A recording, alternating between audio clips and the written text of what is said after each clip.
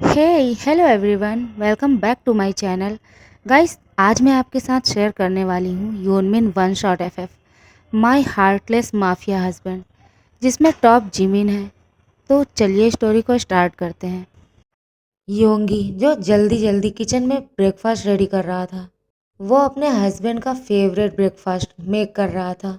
वो मन ही मन सोचता है, आज मुझे उठने में इतना लेट कैसे हो गया। वो बहुत ज़्यादा डर भी रहा था। वो सोचता है अगर आज वो बिना ब्रेकफास्ट किए ऑफिस चला गया तो नहीं नहीं, मैं ये अफोर्ड नहीं कर सकता। मुझे जल्दी करना होगा। उसके आने से पहले मुझे सब कुछ रेडी करना होगा। और ये सोचते हुए वो अपना काम जल्दबाजी में करने लगता है। तभी उसके पास एक मेल सर्वेंट आता है। वो कहता है, यंग मास्टर, आप यहाँ? आपको तो कल फीवर था ना, तो आप यहाँ क्या कर रहे हैं? प्लीज़ आप जाकर रेस्ट करिए, मैं ये सब कर लूँगा। योंगी स्माइल करते हुए कहता है, डोंट वरी, सब हो ही गया है। बस तुम इसे टेबल पे अरेंज करने में मेरी हेल्प कर दो। और वैसे भी तुम तो जानते हो ना कि तुम्हारे मास्टर को मेरे हाथ का बना हुआ ब्रेकफास्ट ही पसंद है।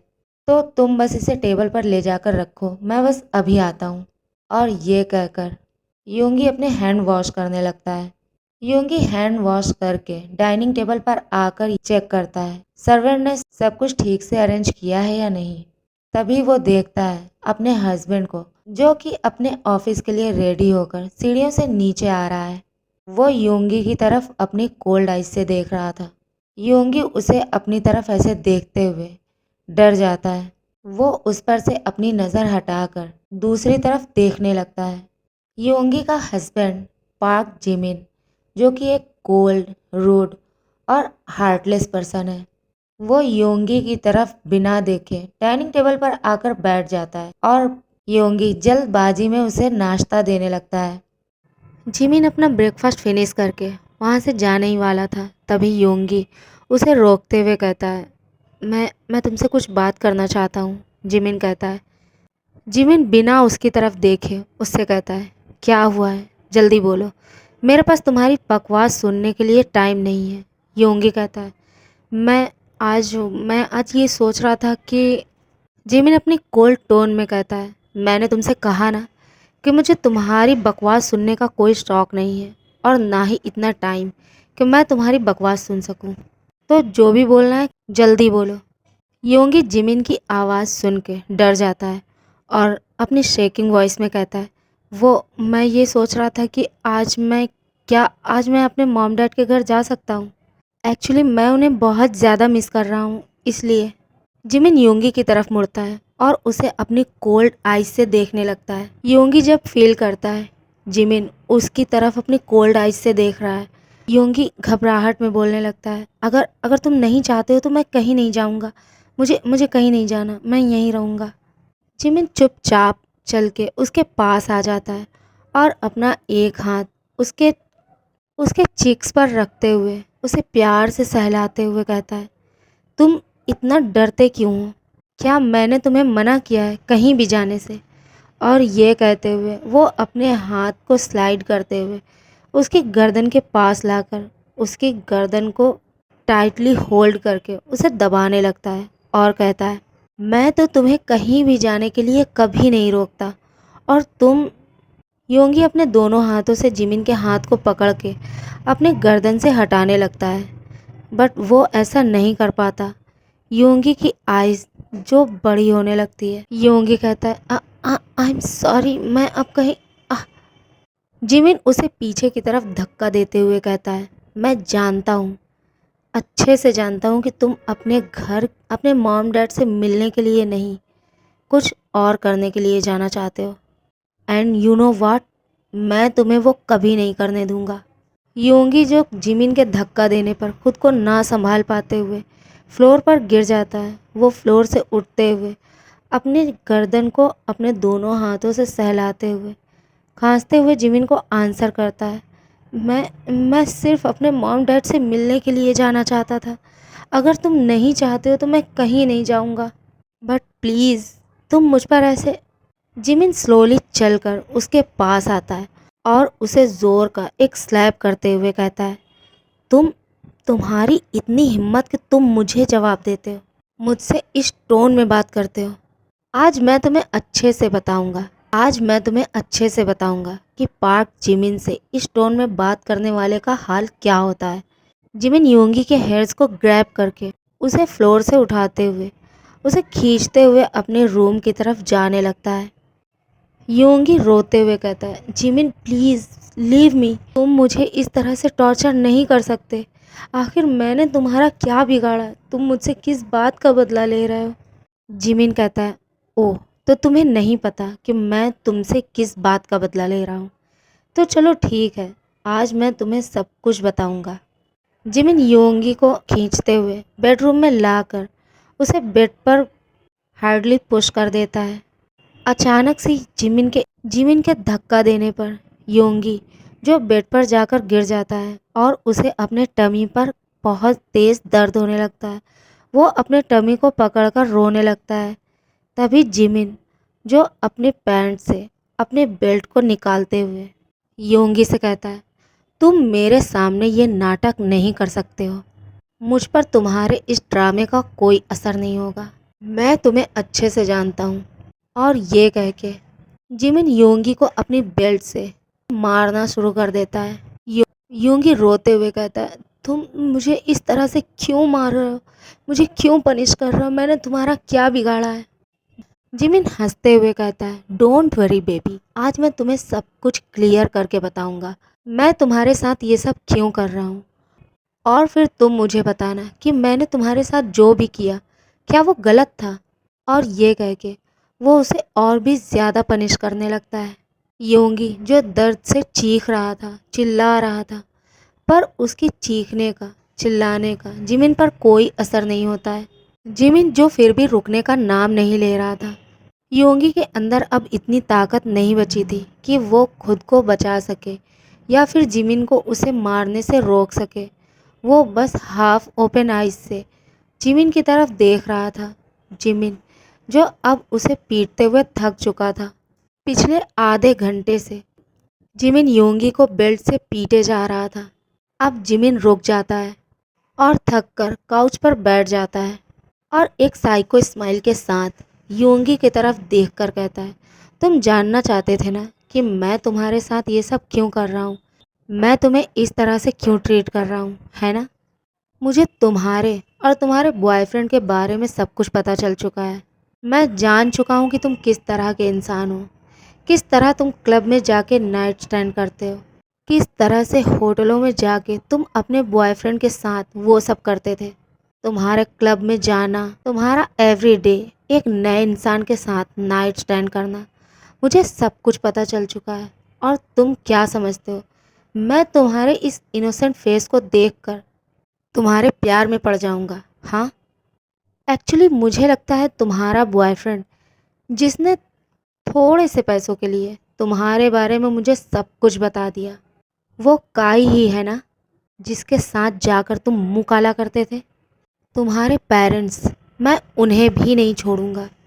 मैंने कभी नहीं सोचा था कि वो मुझसे इस तरह का झूठ भी बोल सकते हैं। आई नो कि मैं एक रूड, एक क्रूअल पर्सन हूँ और हार्टलेस भी, बट यू नो, ये हार्टलेस पर्सन ही तुम्हें अपना दिल दे चुका था। मैं तुमसे प्यार करने लगा था, इतना प्यार कि शायद मैंने कभी किसी से नहीं किया होगा।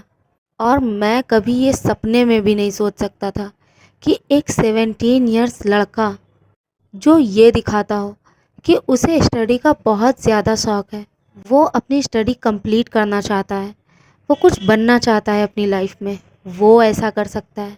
तुम काई के साथ कितने बार सोए हो, हाँ? एक बार, 2 बार, 10 बार, या फिर। और ये कह के जिमिन अपने दोनों हाथों को मुट्ठी कर लेता है और अपने दांत पीसने लगता है। योंगी जो उसकी किसी भी बात को सुनकर उसका आंसर देने की हालत में नहीं था, वो बस उसकी बातों को सुनकर रोए जा रहा था। हमारी शादी को 6 महीने हो चुके हैं और तुमने आज तक मेरी तरफ हंसकर देखा भी नहीं होगा, और देखोगे भी क्यों। तुम तो उस काई से प्यार करते हो ना, उसके साथ रहना चाहते थे। मैं तो बस तुम्हारी लाइफ में यूं ही आ गया। एक्चुअली मैं तुम्हें जान से मार देना चाहता हूँ। बट तुम्हारे लिए ये सज़ा काफ़ी नहीं होगी, है ना? मे बी तुम नहीं जानते कि एक हार्टलेस माफिया को धोखा देने का क्या अंजाम होता है। तुमने और तुम्हारी फैमिली ने मुझे धोखा दिया है, मुझसे झूठ बोला है, और इसके लिए तुम्हें सज़ा मिलकर रहेगी। इन 6 महीनों में तुमने कभी मुझसे हंसकर बात नहीं की, कभी मेरी तरफ प्यार से नहीं देखा। क्यों? सिर्फ उस गाय की वजह से ना। मैं जब भी तुम्हारे पास आता हूँ तुम्हें मुझसे डर लगता है। मैं जब भी तुम्हें छूता हूँ, तुम्हें टच करता हूँ, तुम्हें अच्छा नहीं लगता है ना? क्योंकि तुम्हें मैं नहीं कोई और चाहिए। अब मैं तुम्हें बताऊंगा कि जो तुमने किया है उसके लिए तुम्हें क्या क्या भुगतना पड़ेगा। मैं तुम्हें जान से मार दूंगा। और ये कह के वो काउच पर से उठकर खड़ा हो जाता है। वो योंगी की तरफ बढ़ने लगता है। योंगी जो अपनी जगह से हिल भी नहीं पा रहा था, उसकी आइज़ वाइडन हो जाती है। सडनली जिमिन का फ़ोन रिंग करने लगता है। जिमिन जो फ़ोन के रिंग को सुनकर इरिटेट होने लगता है, वो अपने फ़ोन को पॉकेट से निकाल कर कॉल रिसीव करके बोलता है, क्या हुआ है? अब क्या प्रॉब्लम है? दूसरी तरफ से कोई कहता है, सर आपको याद है ना, आज 12 बजे आपकी मीटिंग है मिस्टर ली के साथ। आप तो जानते हैं ये डील हमारे लिए कितनी ज़्यादा इम्पोर्टेंट है। तो क्या आप मेंशन से निकल चुके हैं? जिमिन इरिटेट होते हुए कहता है, हाँ बस मैं निकलने वाला हूँ, और ये मेरी कंपनी है, यू नो ना, और मैं अच्छे से जानता हूँ इसे किस तरह से चलाना है। तुम्हें मुझे कोई भी एडवाइस देने की कोई ज़रूरत नहीं है, ठीक है? जिमिन की कोल्ड टोन को सुनकर दूसरी तरफ से उसका असिस्टेंट कहता है, I am sorry sir, I think. Jimin उसकी बात को पूरा सुने बिना ही कॉल को कट कर देता है और योंगी से कहता है, आज तुम बच गए, क्योंकि आज मुझे एक इम्पॉर्टेंट मीटिंग के लिए जाना है। बट डोंट वरी, नाइट में मैं तुम्हें बिल्कुल भी नहीं छोड़ने वाला हूँ। आज इस वर्ल्ड में तुम्हारा लास्ट डे है। और हाँ, ये जो दर्द मैंने तुम्हें दिया है ना, इसे अच्छे से एंजॉय करना, ओके बेबी? नाइट में मिलते हैं। और ये कह के वो उसके पास आकर उसके लिप्स पर एक पिक करके वहाँ से चला जाता है। योंगी जो अपने स्पॉट से हिल भी नहीं पा रहा था, वो लेटे लेटे बस रोए जा रहा था। जिमिन के मेंशन से जाते ही एक फीमेल सर्वेंट जो योंगी को देखने के लिए उसके रूम में आ जाती है। जिमिन जब योंगी को पीट रहा था, वो डोर के बाहर खड़े होकर वो सब कुछ सुन रही थी। वो योंगी के लिए बहुत ज़्यादा वरीड थी, बट वो जिमिन के आगे कुछ नहीं कर सकती, और इसीलिए जिमिन के जाते ही वो योंगी को चेक करने के लिए उसके रूम में आ जाती है। योंगी को इस तरह से बेड पर लेटा हुआ देखकर वो डर जाती है और भागते हुए योंगी के पास आती है। वो योंगी को बेड पर सीधा करके लेटने में उसकी हेल्प करती है। वो योंगी से कहती है, यंग मास्टर आप ठीक तो है ना? आप कुछ बोल क्यों नहीं रहे हो? प्लीज़ बात करो मुझसे। क्या मैं किसी को बुलाऊं हेल्प के लिए? मैं डॉक्टर को बुलाऊं? मैं डॉक्टर को कॉल करूं? योंगी स्लोली ना में अपना सिर हिला देता है। योंगी अपनी स्लो वॉइस में उससे कहता है, मैं बस, क्या तुम मेरी एक हेल्प कर सकती हो? फीमेल सर्वेंट जल्दबाजी में कहती है, हाँ आप बताइए मैं क्या कर सकती हूँ आपके लिए? योंगी कहता है, मेरा फ़ोन, वो यहीं कहीं होगा। फीमेल सर्वेंट उसके फ़ोन को ढूंढने लगती है जो बेड साइड टेबल पर पड़ा हुआ था। वो उसे लेकर योंगी के पास आती है और योंगी से कहती है, ये आपका फ़ोन। योंगी कहता है, इसे ओपन करो और मेरे डैड को कॉल करो। फीमेल सर्वेंट वैसा ही करती है। योंगी के डैड को कॉल करके वो उसे योंगी और जिमिन के बीच जो भी है वो सब कुछ बता देती है।